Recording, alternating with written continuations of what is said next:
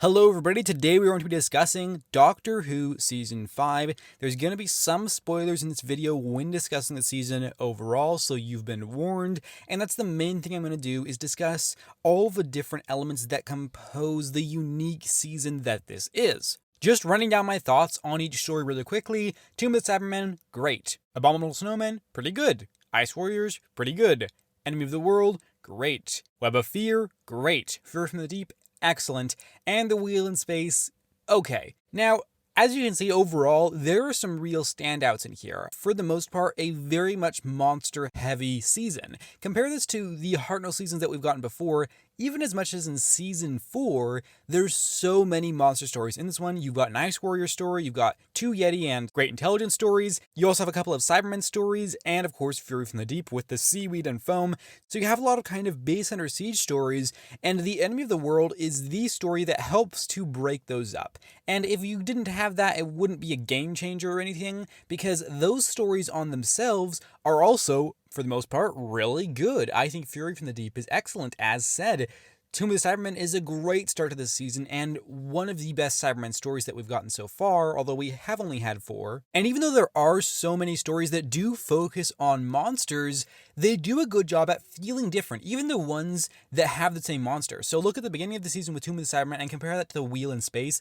Those feel like entirely different stories. It doesn't feel like they're just doing the same thing over again. And even though I didn't really enjoy the Wheel in Space, it was my least favorite from this season, I think they did an excellent job overall with just making it not feel too repetitive, because that is something that could have been a big problem with this one, is having this season where you just have all of these monsters and it just kind of all feels like the same, and they really do manage to have distinct differences. The Tomb of the Cybermen story, you go underground and discover these tombs with the Cybermen, and they come out and it's such a fantastic scene, and they have a real presence in that story, whereas in Wheel in Space they're used entirely differently, which although it didn't work for me, it is good that they tried to do something different. And if you look at something like the Yeti, that was a case where they actually improved with their second story, because I thought that the first story with the Yeti was pretty good, but didn't offer much that was special. Whereas when they returned in the Web of Fear, it did something distinctly different, and it has so much atmosphere to it, and it doesn't just feel like the previous story done differently. It feels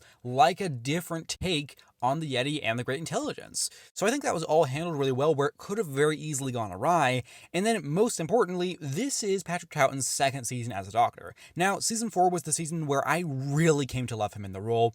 When I was younger, I did watch The Tomb of the Cybermen, and I think The Five Doctors, and that was all I'd really seen him in, and for some reason I didn't really enjoy him. He came across as grumpy to me, and I just didn't have fun watching that Doctor. But what I found revisiting him in Season 4 was that there was a Doctor who I just was missing out on him entirely, and that was so great to discover. But with this season, he was even better. And I think Patrick Troughton is just a little bit more used to this part, because he's been playing it for a season already, and he's been doing so excellently, and his chemistry with Fraser Hines as Jamie is so good, and I love them throughout this entire season, and they are a big part of what makes this season what it is. And of course, Victoria is also in this trio for the majority of the season, and she's a particularly interesting character because I do like her to an extent. She's kind of mixed for me. She has elements that definitely work, and she has elements that definitely don't. I think it's probably just down to the way that the actress portrays the character. I don't think there's anything particularly special about the way that she's written, but the things that don't work for me so much are how she can be kind of screamy at times, and does feel like, yeah, not the most essential to these stories. But I do like how they did something a little bit different and interesting with her. I like how she joins them for this whole season, mostly, and at the end in Fury from the Deep, we find that, yeah, this really is not where she is meant to be. It's made clear that she has not been happy really traveling in the TARDIS with them the way that they have, and that this lifestyle just isn't her speed, so she leaves. It's kind of an interesting thing to do with a companion, and I do like it in that respect, and I like the way it's executed. But with that said, personally, I would have preferred a companion that actually was having more fun, and that is probably what would have put this season just that extra mile for me, is if there was a companion throughout it that was having a bit more fun than Victoria, even though I like her and also dislike her in parts, and ultimately she's mixed, I just wish that she had been able to have more fun, as opposed to having this sort of, yeah, this lifestyle isn't for me ending, which, while makes sense and does work within the show, just results in a season that, with her as a companion, isn't as much fun as I personally feel like it could be. And we are also introduced to the character of Zoe, who I am so far liking, and I'm not going to touch on her here really because I'm going to talk about her a lot more in season 6. But so far, she seems like she's headed in a direction where she will be better than Victoria, because she is a smarter character and brings out a different aspect of the Doctor. We'll see exactly where that goes in season 6, which I have already seen and I have plenty of thoughts on, and we'll get started on that in a couple of weeks. But looking kind of in the wider context of Doctor Who and what this season does, it's kind of remarkable. This season is pretty important, at least I feel, because this is the season that really had great stories throughout. It didn't have just one standout story. It wasn't just mostly good with some filler episodes. No, there were some truly great stories in here that really brought out the best of the Doctor.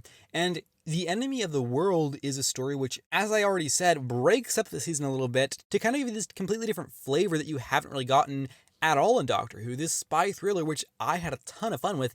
And also, we get to see Patrick Troughton portraying a different character, which is so much fun, and he's absolutely great as Salamander.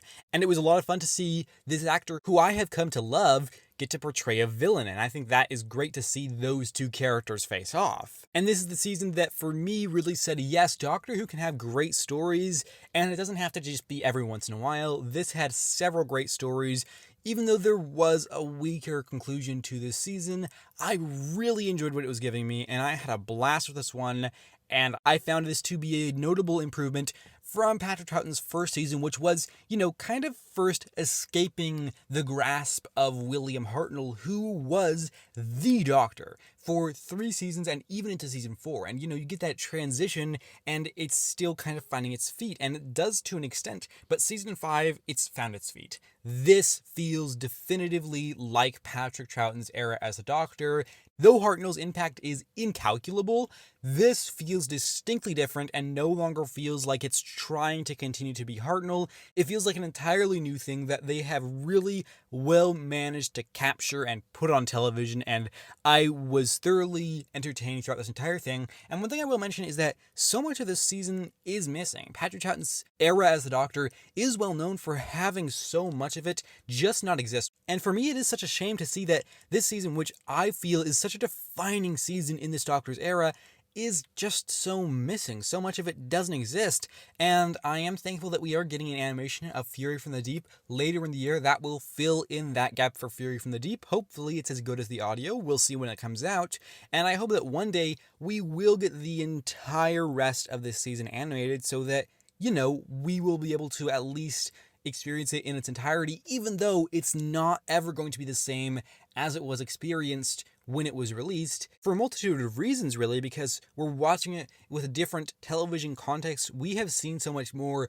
50 years on than people at the time had, and plus the televisions we're watching them on, or whatever devices we're watching them on, generally we can see a lot more than could be seen, and the mistakes are much more visible. So my point in bringing this kind of stuff up is that, yeah, we're never going to get that full experience, but it'll be a lot nicer to be closer to that once, hopefully, all these stories get animated. Overall, I had a great time with this season. There was just so much to love, so many great stories which are standing out to me as some of classic Doctor Who's best. Patrick Troughton is on fine form as ever. His chemistry with Fraser Hines is electric, and I did enjoy Victoria, although she ultimately didn't offer as much as I would have liked.